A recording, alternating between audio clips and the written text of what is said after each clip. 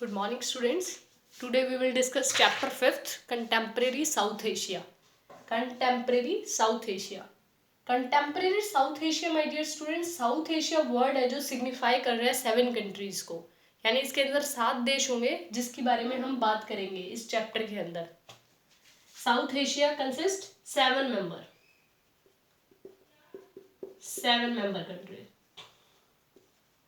7 member country कौन सी होगी? सबसे पहले इसमें इंडिया, पाकिस्तान, नेपाल, भूटान,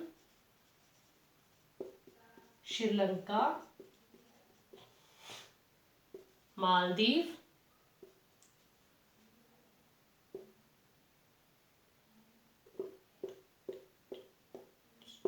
इंडिया, पाकिस्तान, नेपाल, भूटान, श्रीलंका, मालदीव, एक और बची है इसके अंदर बांग्लादेश. 7 हो गए ना.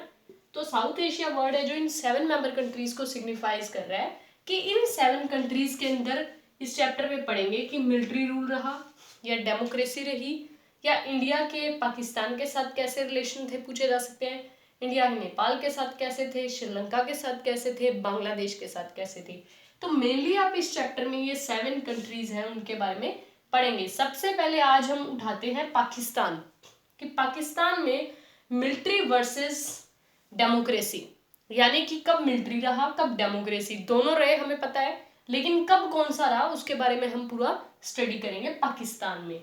यानी कि पाकिस्तान के 2 फेज हैं, एक फेज मिलिट्री, दूसरा डेमोक्रेसी. तो सबसे ज्यादा कौन सा फेज रहा है उसके बारे में हम डिस्कस करेंगे. सबसे पहले जो पाकिस्तान में है मिलिट्री रूल रहा है. मिलिट्री रूल रहा है माय डियर स्टूडेंट्स. जनरल है जो अयूब खान सबसे पहले वहां पे तानाशाह थे. जनरल अयूब खान, यहां पर इन्होंने मिलिट्री रूल संभाला, यानी कि सैनिक राज चला यहाँ पे पाकिस्तान में. डेमोक्रेसी नहीं चली, सरकार नहीं चली, लोगों का राज नहीं चला. सबसे पहले मिलिट्री रूल आया. जनरल अयूब खान को हरा दिया गया, लोग क्योंकि इनसे सेटिस्फाइड नहीं थे. किसने हराया? सेकंड मिलिट्री रूल आया. Military rule general Yahya Khan ने इनको हराया. किसको? अयूब खान को. दूसरे नंबर पे है जो मिलिट्री रूल चला, जनरल याहया खान है जो विजेता रहे. किसको हरा के? जनरल अयूब खान को. उसके बाद यानी कि बड़े जो शिद्दत के बाद है जो एक सरकार आएगी डेमोक्रेसी की. डेमोक्रेसी अब क्यों आई यहाँ पे? क्योंकि जनरल याहया खान के समय क्या है, एक तो इंडिया के साथ जो पाकिस्तान का युद्ध था, वॉर विद इंडिया का टाइम चल रहा था याहया खान के समय. 1965 वाली वॉर और 1971 वाली वॉर, यानी कि बांग्लादेश को लेकर जो कॉन्फ्लिक्ट चल रहा था भारत पाकिस्तान में, ये जो टाइम पीरियड था याहया खान के समय ये घटनाएं घटी, जिस वजह से जनरल याहया खान को भी अपने सत्ता से हटना पड़ा, क्योंकि इन चैलेंजेस को ये फेस नहीं कर पाए थे अच्छे से. तो यहाँ पर माय डियर स्टूडेंट्स डेमोक्रेसी का है जो उत्थान हुआ, यानी ओरिजिन हुआ. सबसे पहले जो है जुल्फिकर अली भुट्टो है जो यहाँ पे पहले प्रधानमंत्री बने. जुल्फिकर अली भुट्टो ये है जो यहाँ के पहले प्राइम मिनिस्टर है जो बने थे, प्रधानमंत्री यहाँ पर बने थे. किसको हराकर? जनरल याहया खान को. जुल्फिकार अली भुट्टो का जो टाइम पीरियड था 1971 से लेकर 77 तक सरकार का रूल रहा, यानी कि लोकतंत्र रहा, यानी कि गवर्नमेंट ने संभाला सब कुछ. मिलिट्री रूल हार गया कुछ समय के लिए, लेकिन कुछ समय के लिए, यानी कि प्रॉपर नहीं हारा हुआ ना, तभी तो मैंने लिखा है मिलिट्री वर्सेस डेमोक्रेसी. कभी मिलिट्री कभी डेमोक्रेसी, वही हमें डिस्कस करना है. जुल्फिकर अली भुट्टो, ये नोट कर लीजिएगा 7 मेंबर कंट्रीज.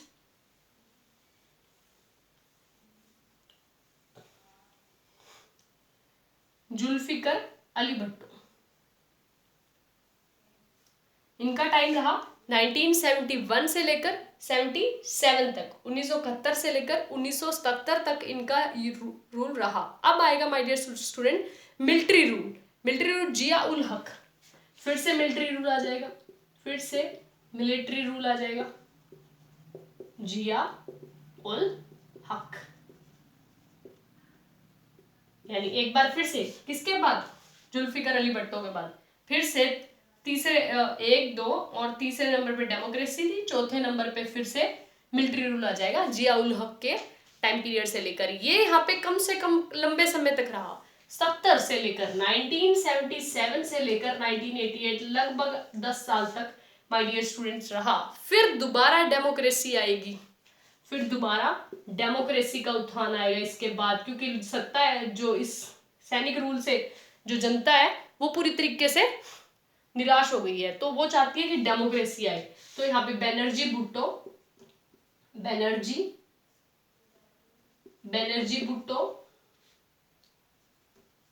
भुट्टो फिर से यहाँ पर आए, यानी कि सरकार आई, लोगों ने वोट किए और लोगों की सहमति से बैनर्जी भुट्टो पावर में आए, सत्ता में आए।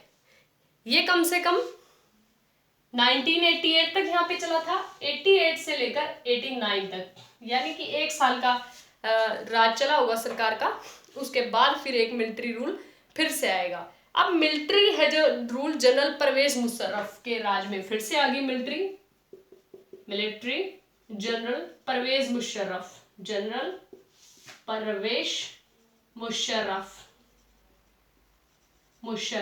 खान, ये फिर से आ गए मिलिट्री रूल में, यानी फिर से सैनिक रूल आ गया। ये आपको एक फ्लो चार्ट बना के ही याद करना पड़ेगा, इसका एक ही तरीका है याद करने का, क्योंकि 2 मार्क्स में आ जाता है कि वहां पे मिलिट्री वर्सेस डेमोक्रेसी क्या सीन रहा है, कौन से 2 फेजेस हैं। अब देखिए my dear students, general Musharraf है जो, अब यहाँ पर जनरल परवेज मुशर्रफ खान आए, मिलिट्री रूल आया। अब उन्होंने क्या किया, इस मिलिट्री रूल को खत्म करके क्या है 2001 में एट लास्ट वो प्रेसिडेंट ही यहाँ के बन गए। 2001 में है जो जनरल मुशर्रफ खान है जो एज ए प्रेसिडेंट इलेक्ट हो गया, एज ए यानी चुनाव हुआ और उनको राष्ट्रपति प्रेसिडेंट के तौर पे यहाँ पे इलेक्ट कर लिया गया, यानी अब यहाँ पे मिलिट्री रूल खत्म हो गया और ये एज ए प्रेसिडेंट इलेक्ट हो गए थे। तो इस तरीके से हमने देखा कि पाकिस्तान में कभी मिलिट्री रूल, कभी मिलिट्री, फिर सरकार का रूल, फिर मिलिट्री रूल, फिर डेमोक्रेसी, फिर मिलिट्री, फिर दोबारा से इलेक्शन, यानी ये मिला जुला सा मैं कह दूं कि पाकिस्तान है जो के दो कॉइन की दोनों साइड की तरह मिलिट्री और डेमोक्रेसी है। जैसे एक सिक्का होता है उसके 2 पहलू होते हैं, वैसे ही पाकिस्तान एक सिक्का, उसके हेड और टेल की तरह एक मिलिट्री है, एक डेमोक्रेसी है, कुछ भी स्टेबल नहीं रहा है वहां पे। तो ये याद करना होगा, पहले जनरल अयूब खान, फिर जनरल यहया खान इनको हरा के आए। जनरल यहया खान के बाद जुल्फिकार अली भट्टो है जो आए डेमोक्रेसी, फिर जिया उल हक आए, उसके बाद बैनर्जी भुट्टो फिर जनरल परवेज मुशर्रफ और फिर Musharraf Khan as a president elect हुए। तो ये आप नोट ही बना लीजिएगा इसका फ्लो चार्ट, तभी याद रहेगा। आई होप समझ में आया होगा। नेक्स्ट देखिए माय डियर स्टूडेंट्स, क्या रीजन रहे। अब आपने देखा कि स्टेबल गवर्नमेंट नहीं रही पाकिस्तान में, कभी मिलिट्री रूल रहा, कभी डेमोक्रेसी रही, तो रीजंस क्या रहे इस चीज के लिए भी, ऐसा क्या हुआ कि कभी स्टेबल क्यों नहीं रही पाई, वही रीजंस हम डिस्कस करेंगे। Reasons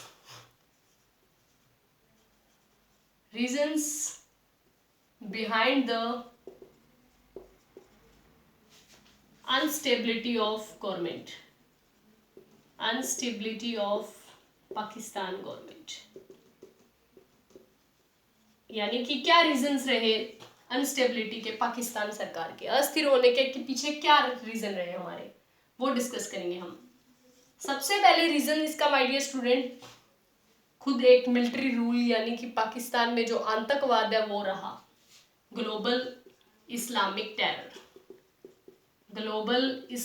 terror. हम मानते हैं कि पाकिस्तान एक आतंकवादी देश है, ऐसा माना जाता है कि टेररिस्ट ज्यादा है वहां पर, टेररिस्ट एक्टिविटी वो करते हैं, तो ग्लोबल इस्लामिक टेरर है जो सबसे बड़ा रीजन रहा। ग्लोबल इस्लामिक टेरर का मतलब है वहां पे जो न्यूक्लियर वेपन्स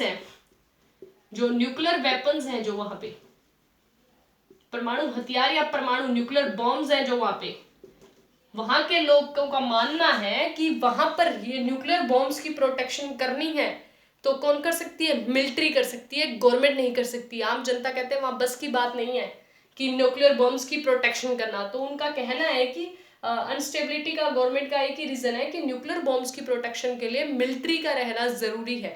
न्यूक्लियर बॉम्ब्स की प्रोटेक्शन के लिए, फॉर द प्रोटेक्शन ऑफ उनका कहना है ये, for the protection of nuclear bombs military rule is necessary, military rule is necessary. कहते हैं कि वहां गवर्नमेंट की बस की बात नहीं है कि न्यूक्लियर बॉम्ब्स को प्रोटेक्ट कर सके, इसीलिए यहाँ पे क्या है, मिलिट्री रूल जरूरी है, डेमोक्रेसी की कहीं ना कहीं कमी है। दूसरा सबसे बड़ा आएगा सोशल डोमिनेंस। सोशल डोमिनेंस का मतलब क्या है, सामाजिक दबाव। सोशल डोमिनेंस सामाजिक दबाव है, सोशल प्रेशर है, लोगों का प्रेशर है, वहां पे लोग मिलिट्री को लाइक करते हैं, वहां पे वो इसी सिस्टम में रहे हैं तो इसको वो फॉलो करना चाहते हैं। Social dominance of the military, clergy and landowning aristocracy.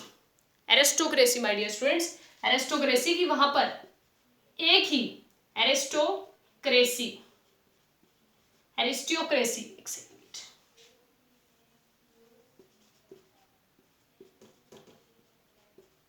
Aristocracy को लाइक करते हैं, यानी कि जहां पर एक ही लोगों का, एक इंसान का राज हो, तानाशाही जिसको हम कहते हैं, एक ही, किसी और का नहीं। तो सोशल डोमिनेंस है, लोगों का प्रेशर है वहां पे, वो चाहते हैं कि मिलिट्री रूल रहे, तो ये भी एक रीजन सबसे बड़ा रहता है। In lack of international support, lack of international support for democracy, lack of international support. International support से मेरा मतलब है माय डियर स्टूडेंट्स कि जैसे यूएस, चाइना, ऐसी कंट्री है जो, या रशिया, ये कंट्री है जो चाहती नहीं है कि यहाँ पर क्या है, डेमोक्रेसी हो, क्योंकि इनके अपने सेल्फिश मोटिव है। ये अपने है जो सैनिक अड्डे स्थापित करना चाहती है पाकिस्तान में, क्योंकि पाकिस्तान आपको पता है टेररिस्ट एक्टिविटी के लिए मशहूर है ना। तो ये यूएसए, चाइना, रशिया ये अपने पर्सनल मोटिव के लिए जो है इंटरनेशनल सपोर्ट नहीं कर रही पाकिस्तान में कि डेमोक्रेसी हो, वरना वहां डेमोक्रेसी हो सकती है। पर इस इंटरनेशनल सपोर्ट की कमी की वजह से भी वहां पे मिलिट्री रूल है। सबसे बड़ा रीजन भी एक ये रहता है। ये रीजन किस हिसाब से रहता है, क्योंकि इनका अपना पर्सनल मोटिव है। लास्ट पॉइंट है इसका my dear student, war with India, war with India, कि भारत के साथ इनका युद्ध होना बार बार। तो ये कहते हैं इस युद्ध से निपटने के लिए गवर्नमेंट कहते सक्सेसफुल नहीं है। अगर मैं बात करूं 1965 की युद्ध की, पहले 1947, फिर 65, फिर 1971 का युद्ध, या फिर वो पुलवामा पर अटैक हुआ, हम उसकी बात करें तो मतलब बहुत सारी, अगर हिस्ट्री की बात करें तो ये 3 युद्ध नोट कर लीजिए आपस में। तो ये जो है कहते हैं बार बार इंडिया के साथ युद्ध करना पाकिस्तान का, ये मिलिट्री ही झेल सकती है। अगर पाकिस्तान को प्रोटेक्ट करना है अगर इंडिया से, या वहां के लोगों को प्रोटेक्ट करना है, तो कहते हैं कि मिलिट्री रूल ही पॉसिबल है, डेमोक्रेसी वहां पे नहीं पॉसिबल है, जो सेफ माहौल है, जो इन्वायरमेंट है वो लोगों के लिए क्रिएट कर पाएगी। तो ये कुछ रीजंस है कि वहां पे पाकिस्तान की गवर्नमेंट है जो अनस्टेबल रहती है, यानी कि फिक्स नहीं रह पाती। सबसे बड़ा global Islamic terror, lack of international support, war with India और सोशल डोमिनेंस। लोगों का बड़ा दबदबा है, समाज का बड़ा दबदबा है वहां पर, इसीलिए भी वहां पर है जो मिलिट्री रूल ज्यादा कामयाब है माय डियर स्टूडेंट्स, डेमोक्रेसी के एज कंपैरिजन। तो आई होप आपको समझ में आया होगा। कोई डाउट हो तो प्लीज मेरे व्हाट्सएप नंबर पे मैसेज करके पूछ सकते हैं। Have a nice day, good day, stay home, stay healthy students. Thank you.